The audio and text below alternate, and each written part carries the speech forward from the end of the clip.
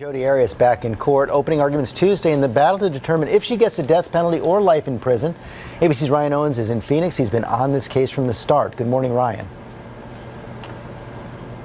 Hey, George, good morning to you. This new jury hearing all about the same old Jodi Arias, how she murdered her boyfriend and then lied all about it. But if you think her defense team can't come up with something new, think again.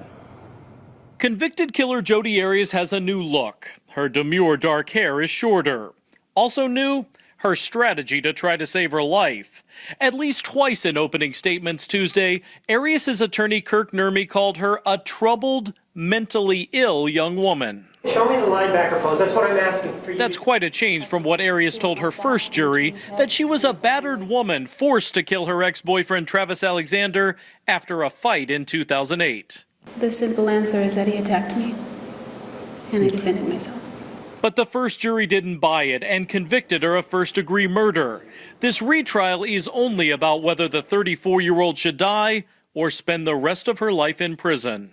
Fiery prosecutor Juan Martinez wants her on death row, and he started his opening argument detailing what he calls a slaughter. A successful Mormon businessman shot and repeatedly stabbed as he showered at the hands of his jealous ex-girlfriend. Hanging on every word, 18 jurors, 12 plus 6 alternates. Jodi's new jury is overwhelmingly female, 12 women. Many are young, close to the same age as the woman they now must decide lives or dies. A decision her first jury deadlocked on last year. If you were on that jury and you had heard what they have heard, would you kill you? I don't believe in capital punishment, so the answer would be no. So later today, the medical examiner will be on the stand and more from the lead detective. George, you almost have to feel sorry for this brand new jury. It's only day 2 and they've already seen gruesome crime scene photos, autopsy photos, and sexually explicit photos.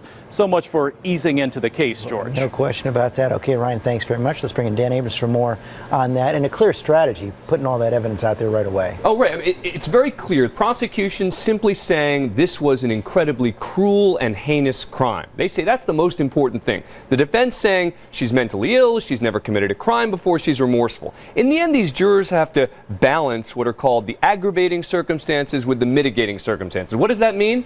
It means they're going to have to make a gut call on do they want to give Jodi Arias the death penalty, and that's not an easy place for prosecutors to be because they've got to get all 12 of them to agree to sentence her to death, something that last jury did not do. I got to say, I had never heard of a retrial on sentencing. It's only in 2 states where you can retry the death penalty phase of a case. Arizona is one of those states. This is an unusual thing to do this. They didn't have to. I've said this publicly before. I think they probably should have and could have cut a deal with her to give her life in prison and end this thing. But the family of Travis Alexander seems to want that. The prosecutor certainly wants this new trial. And so in the end, it is up to the prosecutor whether to move forward. And this jury deciding one thing really and one thing only, does she get the death penalty? That's it. And if they can't get all the jurors to agree on death, this case is over. Meaning it's then either life with parole or life without parole, but there won't be another retrial if this jury hangs. And that's up to the judge, parole or no parole. Correct. Okay, Dan Abrams, thanks very much. I agree. It's very odd. Very odd.